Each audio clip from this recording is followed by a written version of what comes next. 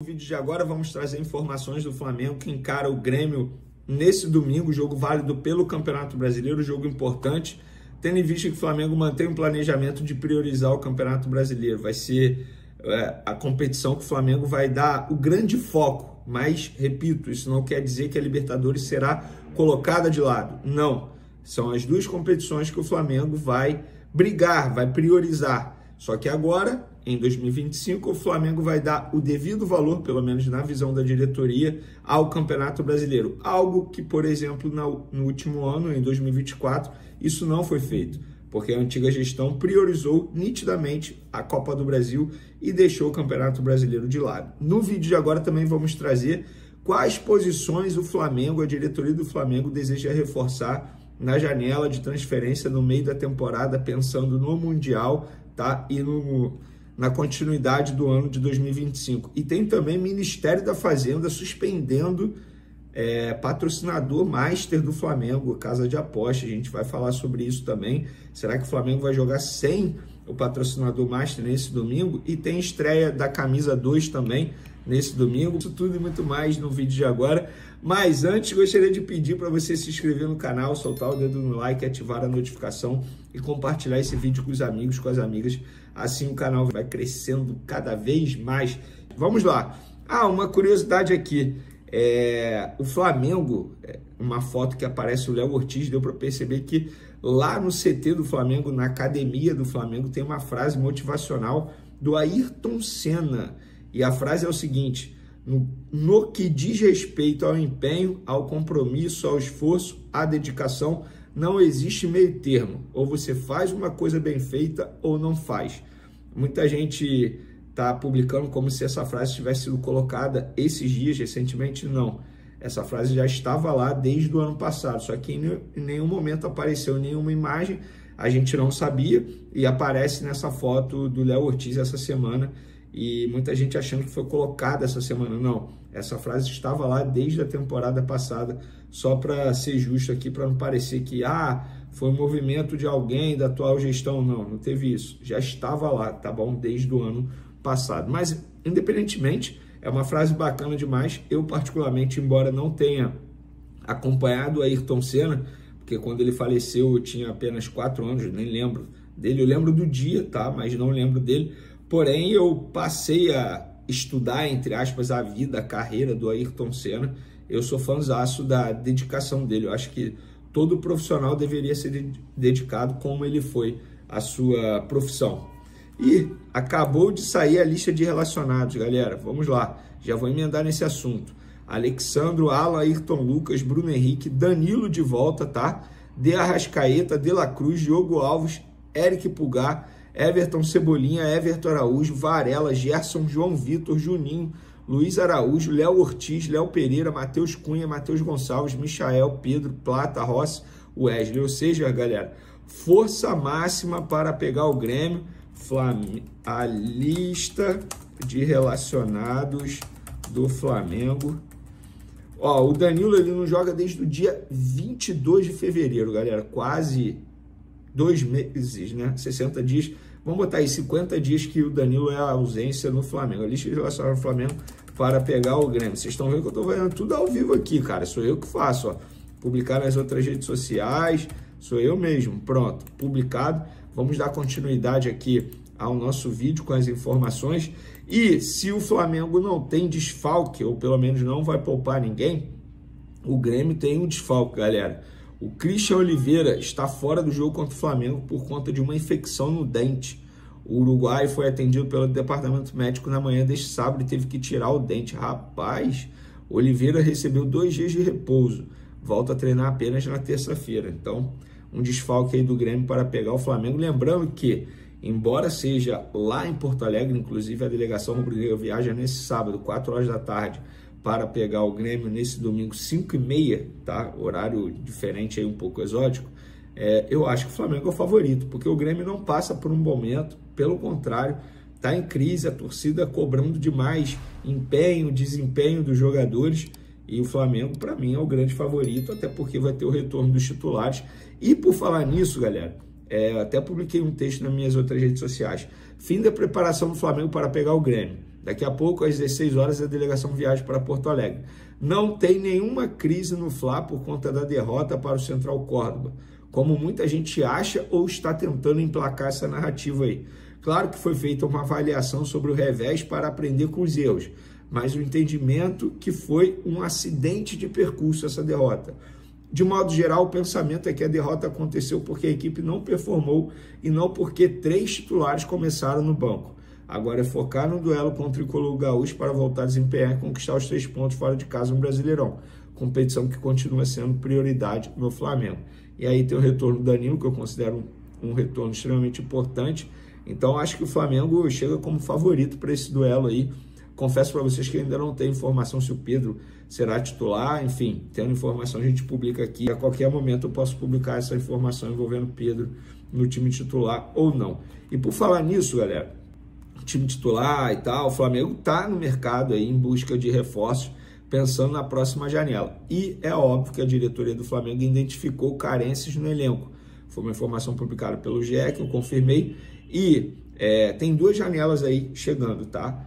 A primeira, a do Mundial de Clubes, que período extra entre 2 e 10 de junho, ou seja, 8 dias aí, e a segunda é entre 10 de julho e 2 de setembro. Essa é um pouco maior, inclusive a informação que eu tenho é que nessa janela que o Flamengo vai fazer um investimento maior do que nessa, obviamente, de 2 a 10 de junho, até pelo tempo, né? É um tempo extremamente curto. E a informação publicada e confirmada é: o Flamengo está em busca de um lateral direito, porque sabe que o Wesley dificilmente ficará, dificilmente não será vendido na próxima janela de transferência. O Jorginho, que é uma situação muito encaminhada, resta, entre aspas, apenas a assinatura do pré-contrato. Quando eu falo apenas é porque já tem acordo com as partes e tal, só que o Jorginho quer fechar tudo depois da disputa da Liga dos Campeões com o Arsenal. Então, assim, lá para fim de abril, começo de maio, o Jorginho deve resolver essa situação com o Flamengo. E o Flamengo também busca um meia para ser, entre aspas, o reserva imediato do Arrascaeta, ou até mesmo para brigar com uma titularidade com o meia uruguaio, e também um atacante de lado. O Flamengo está aí no mercado em busca de jogadores para essas posições, galera. O Ministério da Fazenda suspendeu 4 casas de apostas de funcionário no Brasil, tá? Entre elas a patrocinadora master do Flamengo, a PixBet. A decisão obriga o clube a tirar a marca da empresa do seu uniforme a partir de amanhã no jogo contra o Grêmio. A suspensão tem caráter provisório com prazo de até 90 dias para as casas de apostas conseguirem novamente se regularizar. O advogado que representa as empresas disse estar tranquilo. Abre aspas aí para o advogado. Todos os certificados técnicos foram apresentados à secretaria em fevereiro, com exceção dos certificados de integração que já fora concluído e juntado ao SIGAP, estando pendente de análise pelo regulador. Assim, a suspensão deve ser revista, resultando na publicação de uma portaria que autorize a situação em caráter definitivo, sendo isso que aguardamos de forma confiantes e tranquilos. Eu tenho a informação, até iniciar a gravação desse vídeo, que o Flamengo não vai jogar sem a PixBet na camisa. Pelo menos esse é o planejamento da galera que cuida, da galera responsável pela logística. A não ser que o marketing, em cima da hora, mande um comunicado dizendo para tirar a PixBet da camisa para o jogo contra o Grêmio. Então, segue a PixBet pelo menos até a gravação desse vídeo aqui. Então, pelo menos segue. Pode mudar? Claro que pode, mas no entendimento da galera responsável pela logística, depende do marketing. O marketing até o momento não deu nenhum comunicado para retirar. E não sei se eu falei durante o vídeo aí, mas vou repetir. O Flamengo vai estrear a nova camisa 2, lançada sexta-feira, nesse jogo contra o Grêmio. Eu particularmente achei a camisa linda e vi pessoalmente, inclusive na loja aqui de Caraí, a loja oficial do Flamengo de Caraí, aqui em Niterói, lotada. Geral comprando a camisa branca, bombando, maneiro demais. Atenção, nação rubro-negra. Uma fala polêmica da esposa de La Cruz tá dando o que falar nos bastidores do Mengão. E é exatamente sobre isso que a gente vai conversar hoje.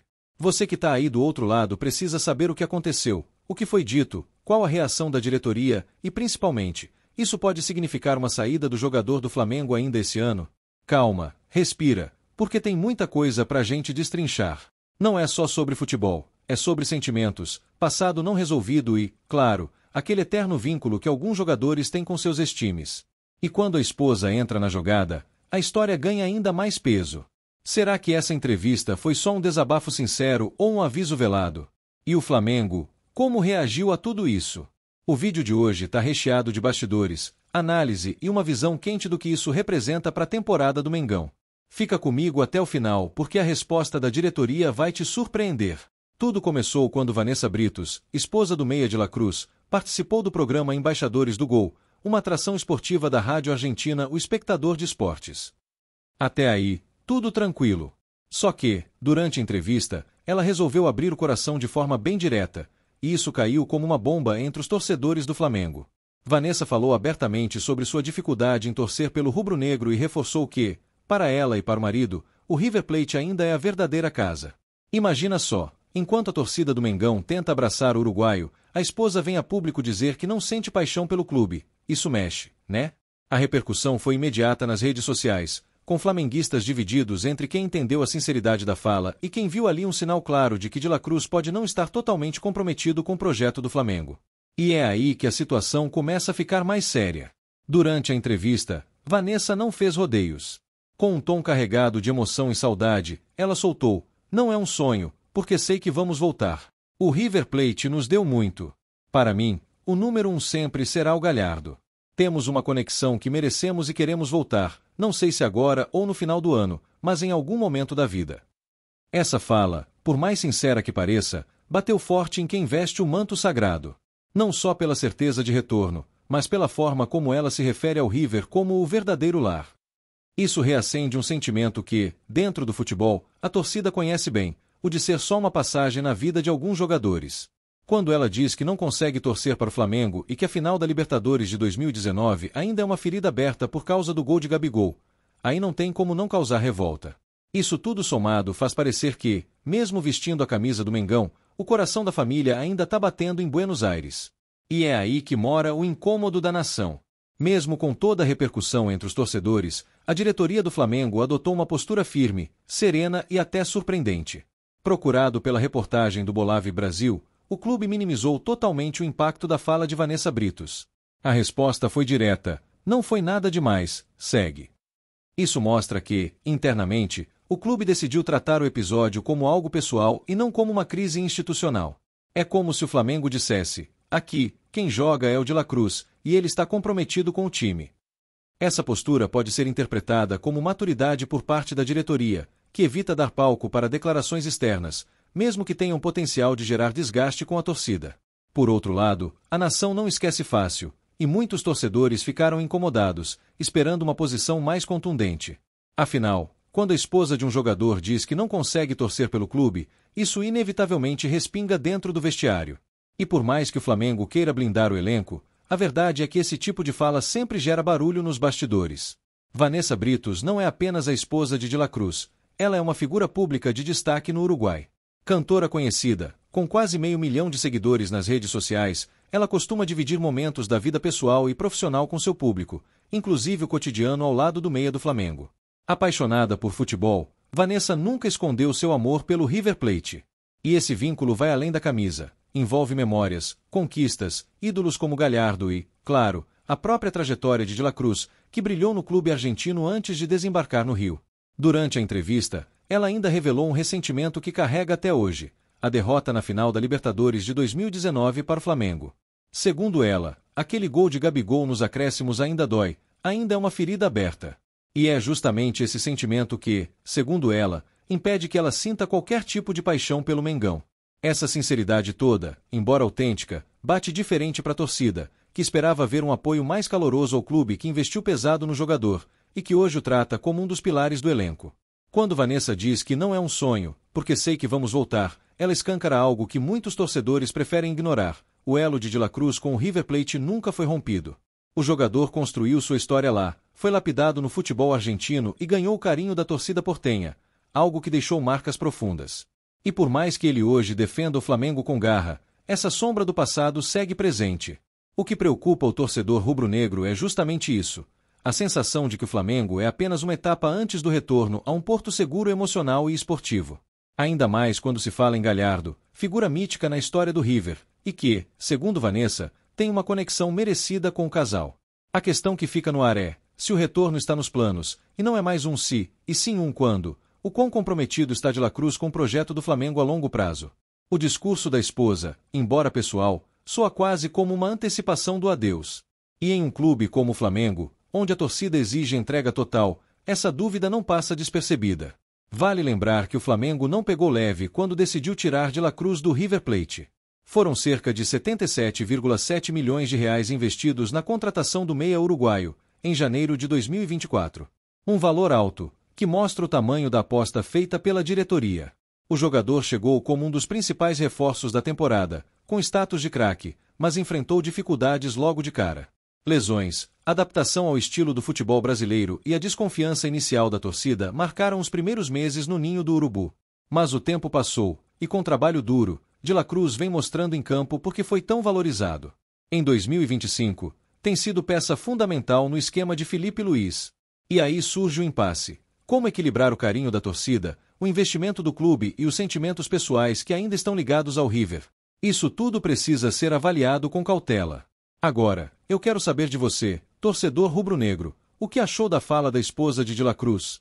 Você acha que isso pode atrapalhar o ambiente no Flamengo? Comenta aqui embaixo, deixa o like, se inscreve no canal e ativa o sininho, porque aqui a gente acompanha cada bastidor do Mengão de perto.